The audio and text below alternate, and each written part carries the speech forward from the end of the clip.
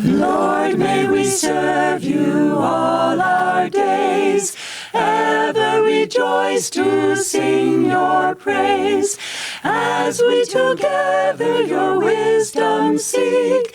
Charge us with truth whene'er we speak.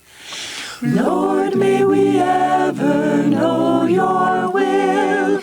Come to us when our hearts are still, as we your guidance with joy receive. May we as one your bliss achieve, as we your guidance with joy receive. May we as one your bliss achieve. It's a beautiful spring day, but a little bit chilly with the breeze off the lake. So you sitting in your comfort of your homes don't get the full experience.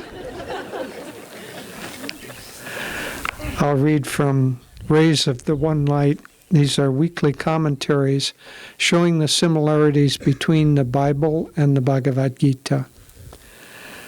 This week is Why Do Devotees Fall? Truth is one and eternal. Realize oneness with it in your deathless self within.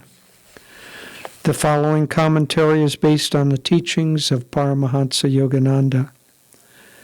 An endlessly fascinating question is, why did Judas fall after receiving the extraordinary blessing of being accepted into the inner circle of Jesus Christ's disciples? For Judas was one of the 12 apostles, yet he betrayed Jesus and earned for himself the opprobrium of Christendom for all futurity for his sin. We find Judas reprimanding Jesus just days before that betrayal. Jesus was aware that his disciples would soon be facing, with his death, the supreme tragedy of their lives, and allowed Mary to express her devotion by anointing his feet with costly ointment. This act of wanton waste, as Judas saw it, awakened indignation in that disciple.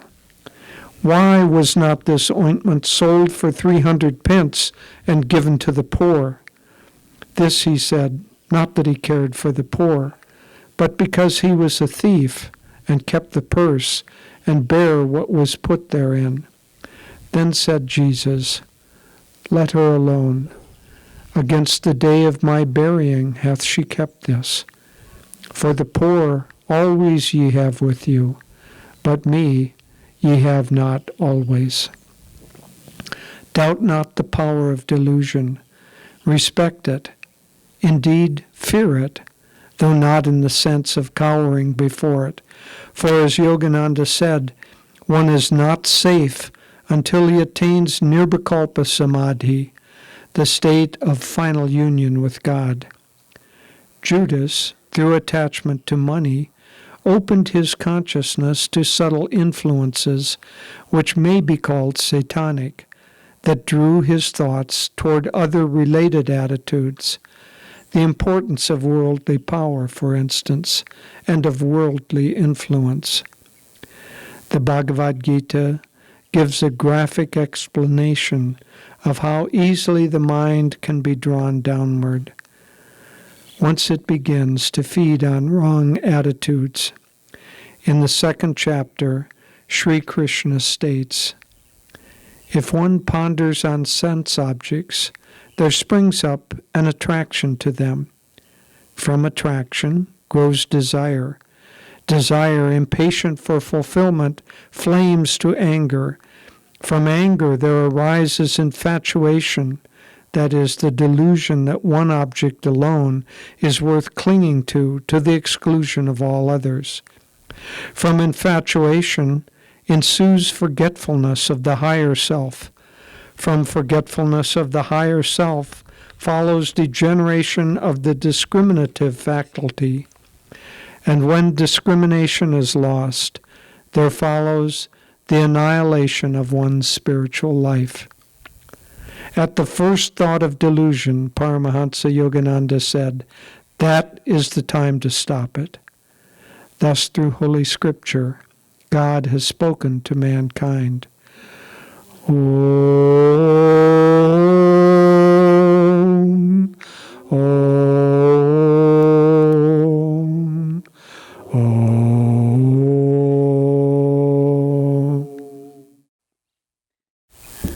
Okay, well, I also greet you with a good morning and thank you for coming.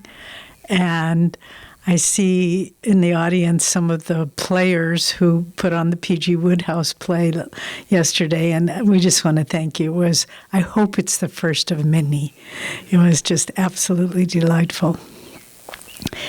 So we have a very interesting topic today, and we could go in many directions with it. We could go, you are all sinners, or we could go, what can we do about this mess we find ourselves in?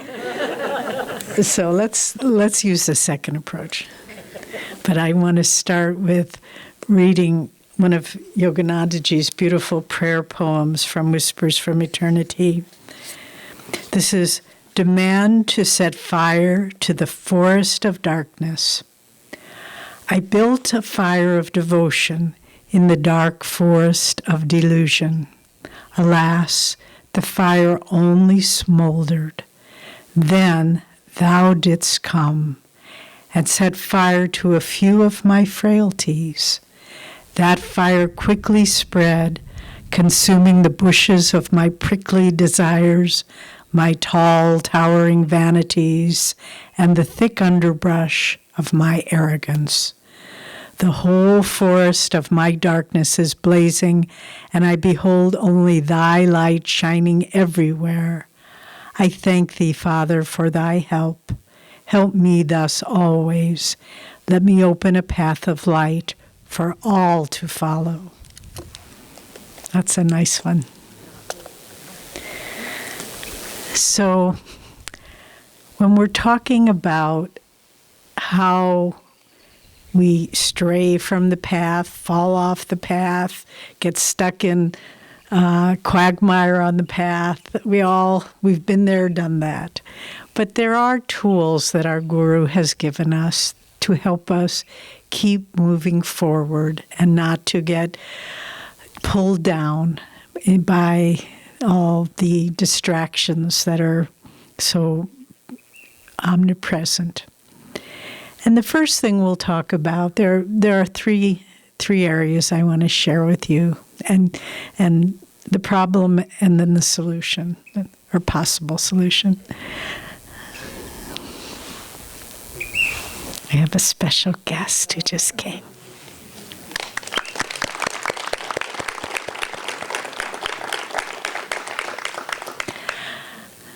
So the first, and this is what it talks about primarily with Judas and in the reading about the Gita, from the Gita. And that's the things that we're aware of, the problems in our life that we know trip us up time and time again. And one could say these are the conscious problems. We can talk about desires, but it's so multifaceted. You know, you pick up a magazine in the dentist's office about new cars, and all of a sudden you're looking at that new Tesla. Oh my God, it's self-driving and it has ludicrous mode, and all of a sudden it just starts awakening all these desires. And then we look at our car and it's so clunky, and we're just not as happy as we were than when we picked up that automotive magazine. Or maybe you're in the dentist's office and there's the new edition of Gun and Hunter or whatever it is. And you see all these wonderful, wonderful air rifles, and those sights on it are so good, and you can just really focus in on that deer and kill it so much more effectively. And you think, oh gosh, my gun is just old and clunky. And so it goes. The world is always saying, what about this and what about that? And we can't have all of it. The few people in the world can, but most of us can't. And so what happens? It describes it in the Gita. We have desires, and they get thwarted. And we know we shouldn't have those desires. We know we shouldn't be attracted to that person, or we know we shouldn't eat that gallon of ice cream, but we do. And then we either get a stomach ache, or because the person doesn't reciprocate, we get frustrated, we get angry, and then with anger, it just gives this lovely laundry list in the Gita about how to fall flat on your face. And then with frustrated desire and anger, then we begin getting confused, and the world becomes just this tormenting chamber that we have to live in of unfulfilled desires. And then we kind of forget, wait a minute, that's not me. I didn't really want that gun. I didn't really want that Tesla. But we forget and we lose sight of who we are. So these are conscious things. And honestly, these are the easiest to work on because we're aware of them. And what are the tools to work with these? Well, resistance. When you see that gallon of ice cream, I had a woman, I was talking to two friends once, and one said, and they both really liked ice cream, and they were trying to wean themselves from it. And one said, well, you know what I do? I get a gallon, and then I put it in little half-cup containers in my freezer, and then I only eat one at a time. And the older, more experienced woman said, honey, I would just eat all the little half-cup containers in the freezer. It wouldn't help. But what do we have? We have resistance. Even if you can't break the habit, resistance is important. If you say, okay, I've given up all hope, I'm just jumping in head over heels into this gallon of ice cream, or if you just say, I don't want to be doing this, and begin exerting willpower. And Master said, in today's, we have a little word or quote a day from autobiography that dear friends put together every year. And the quote for today was so perfect. Master said, astrologers would do my chart, and they would tell me the most difficult times in my life astrologically. But I would say, I will choose to accomplish more in that period, just to show that I can resist and I can use my willpower. And Master said it built my faith in those two aspects, the power of divine protection and the use of God-given willpower to overcome any problems. So with the conscious desires that you see, you know about them, you know they're problematic, at least resist and use the willpower to try to overcome them. And little by little, you know what happens? Maybe not overnight, maybe not right away, maybe it takes years, but the willpower gets stronger than the attraction. And over time, you just start thinking, why did that bother me so much? I'm stronger than that is.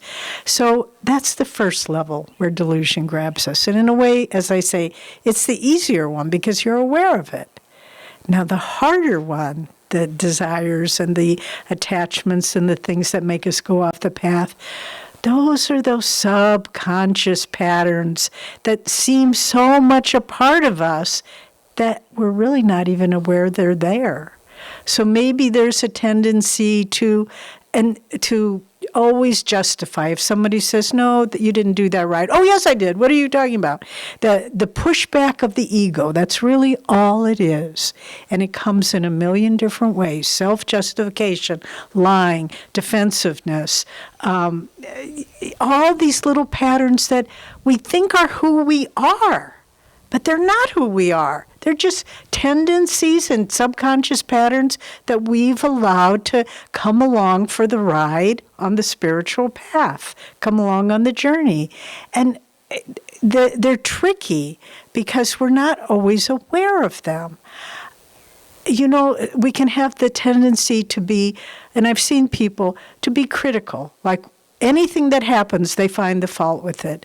And you just start thinking, you know, you don't need to be that way. Why don't you just look at that pattern in yourself and stand back and say, that's not me. That's not how I want to be. But I'm reading a wonderful book now that some friends of ours from Chennai, India sent us. It's called The Gift. Subtitle, Lessons for the Modern World from My Grandfather, Mahatma Gandhi. And it's written by Gandhi's grandson, Arun Gandhi, and it's a wonderful book. I really recommend it. But so it's different lessons for what's happening in the world. And this one was talking about self-justification. And so Arun lived with Gandhi for 2 years at Sevagram Ashram outside of Pune. And he was about 12 years old to 14 for those 2 years. And Arun says, everyone else knew him as this great world leader, as this saint. But for me, he was just Bapuji, the grandfather who gave me unconditional love and changed my life. And he tells so many stories. They're so beautiful. But one story, and Gandhi was surrounded by, world leaders and making critical decisions. And this was at the time, historically, right after he was released from that long stay in prison during which his wife Kasturbai died. And it was just before the Indian independence. So it was a very critical time for India. And so they were staying at there was a conference at some hotel, and the ashram was utterly simple. I mean, dirt floors, mud huts. Everyone did seva every day. But there they were staying in this fancy hotel. And so little Arun was sort of sitting by himself, and he felt someone come up behind him and say, "Would you like to join me for breakfast?" And he turned around, and it was Nehru, who was about to become the first prime minister, and he wanted to seem important. So he said, "Oh, yes, I will join you for breakfast." So they went into the dining room, and Nehru said, "What are you going to order?" And Arun said, well, he was inwardly nervous. He said, "Whatever you have." And he said, "Oh, I'm not so sure. I'm going to order an omelet. And your grandfather is a very strict vegetarian. He doesn't eat eggs. I'm not sure he would let you eat eggs. You go and ask him." So he runs in, and Gandhi's in the middle of a big meeting with, world officials. And he says, "Grandfather, can I have an omelet for breakfast?" And Gandhi just turned and gave him his utter attention. And one of the officials kind of complained and said, "Tell the boy not to bother us now." And Gandhi said, "This is between me and my grandson." And he just did that. And so Gandhi asked him, "Have you ever had eggs before?" And he said, "Yes, my family in South Africa, that's where they live. We've eaten eggs." He said, "All right then." And he went and he ate the eggs, which first time ever, didn't really like them. Months passed, and then his parents came, and Gandhi never said anything about it. Then Arun's parents came. His father was Gandhi's son. And one of the other people in the ashram said, "Babaji wants to see you. You better go right away." And he got a little afraid. He said, "Do you know what it's about?" He said, "No, but you better go." So he came running into Babaji's hut, and there were his parents kneeling very humbly before Babaji. And Gandhi looked up at Arun and he said, "You told me you had eaten eggs before, but your parents say you have never eaten eggs. Who am I to believe?" And little Arun said he was just terrified. And then he said, again, this is the path of the slippery slope that leads you away from finding the joy of God. He said, "Well, my parents would buy cakes from the bakery, and I'm sure those had eggs in them." And Gandhi looked at him, and then he started laughing, and he said, "You will make a very good lawyer." And that's all he said. But Arun said, "I saw myself in that moment. And I saw there was no judgment, there was no criticism, but there was love and acceptance, but holding to the truth." And so all the little webs that we weave around ourselves, oh, this isn't true and this is okay and I can get away with this when things aren't going well. But what's the antidote? To hold it up to the Guru and just say, "Lord, I can't even begin to see what's motivating me, that keeps me bound, that keeps me dancing around the ego and worshiping it. I can't even see what's there, but you can see. Just like Bapuji, he knew he had lied, but he didn't judge him. And Arun said, from that day on, I never told a lie, and I never justified myself. If Gandhi had yelled at him, punished him, I doubt he would have the same reaction. But so how do we get out of those downward things? Call on the Guru, meditate, pray. Just say, Lord, I can't do this by myself. I can't even see those subconscious patterns, but you see them.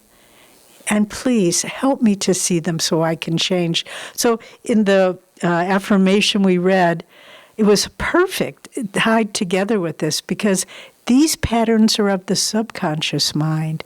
And in the little essay on introspection, Swamiji says, hold your desires up to the superconscious mind. That's the Guru. The Guru is that highest part of ourselves, and ask for the power to transform them.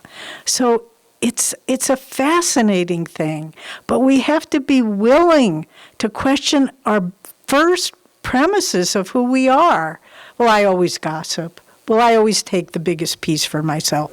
It's like we don't need to be that way. But it takes the grace of a superconscious power, and that's what the Guru is. The Guru isn't somebody that you worship and fan and put flowers on the altar. He's that, but that's the least of what it is. The Guru is that angel which wrestles your demons to the ground on your behalf, because we can't do it by ourselves. And if we understand that, then we say, please, let's get in the wrestling match with the ego and let's knock him down. Somebody's going like this in the background. But it's a life and death struggle, but only with the grace of the Guru, only that way. And then, so we have our conscious desires and habits that would keep us limited. We have our subconscious ones that are more insidious because they seem like they're us, but they're not us. And then there's a third aspect of how we get tripped up, and that's the influence of our environment, the world around us. And right now, we're living in a time where people are so confused, where there are no moral anchors with which to ground ourselves. There's a beautiful story I read some years ago from a book called Nurtured with Love by Dr. Suzuki. Suzuki was the Japanese violinist and music teacher who developed the Suzuki method of teaching children to play the violin. And he and his family were very refined. He was a music professor, and they were living in Japan at the time, before, during, and after the Second World War. So it was not an easy time to have a life of order and refinement in Japan after the war. And there were many little street orphans whose parents had been killed during the war. And so Dr. and Mrs. Suzuki had their own children, and they had a very simple, but as the Japanese culture develops, a very ordered and refined life. And it was something that was just a part of how they lived. And then they brought this little street urchin, adopted a little war orphan into their home, who had never knew his parents, just had fended for himself on the streets, no training, no culture. And he was like a little wild animal, a little feral cat off the street. And he just totally disrupted the order of the house and the way they did things. And Mrs. Suzuki came to her husband and said, "This is impossible. How can I run the household in the way that we have enjoyed with this child in our home?" And Dr. Suzuki said, "Yes, you are right. We all need to be much more disciplined and refined, and to be a model for him, not judging the child, not criticizing, not blaming or punishing." And so this went on for a number of times. The child didn't really catch on. Mrs. Suzuki would complain. Dr. Suzuki said, "You are right. We must need to be more refined." And finally, after some period of time, that vibration went out. strongly enough in the household that the little boy started to understand and eventually was able to be an assimilated and integrated member of the family. Well, we live in such times, even though our country and the world is not in an active war, but where do we find the values? Where do we find truth? When most everything we read in media is untrustworthy. How do we find it? How do we find how to behave? How do we find how to base our lives? Well, and then we get drawn in. You see people doing things that I think in a time of more acceptance and appreciation of others, a time of greater sense of brotherhood, people wouldn't be acting like that. But because the thought forms are going out of divisiveness and condemnation of people that aren't exactly the same as you, weaker people are picking up on that. And it affects us as well. We're not immune to it. We're not immune to those downward pulling influences that pull us off a sense of universal unconditional love. And so, just as Dr. Suzuki said, we have to be stronger in the principles that we believe in. And what are those principles? They've been there all along. Every religion teaches the same ones. The golden rule. Someone gave us a little bookmark some time ago, and it had the golden rule as it was expressed in a dozen different religions, but it was the same thought. Do unto others as you would have them do unto you. To look at the 10 Commandments, look at the yamas and the niyamas. They're reflections of the same truth, of principles. You know, in India, they don't call what their religion Hinduism. They call it Sanatan Dharma, the eternal righteousness. And Swamiji wrote in commentaries on the Bhagavad Gita, he said, even if every living soul was destroyed, every life was destroyed on this planet, the principles of Sanatan Dharma would still be present because they are the fabric, they are the DNA of creation. And that's a very hopeful thought. It's not if I believe in them or you believe in them, if he practices them and she doesn't. It has nothing to do with our buying into them. They are eternal, but we can amplify them by saying these are principles that are eternal, and I will live my life based on these principles, on honesty. If everyone else cheats, do I cheat? Look at the principles on which all higher thinking is founded. That when you read in this book, The Gift about Gandhi, it's so thrilling because you feel the power of ahimsa, of nonviolence, the principle. In the 10 Commandments, thou shalt not kill. In the yamas and niyamas, of nonviolence. But you feel, because this is the DNA of this creation, when we align ourselves with it, then we draw that power of that principle. And the truthfulness, if we say, I am not going to justify anything I do, I am not going to deceive myself, but every word and every action will reflect truth.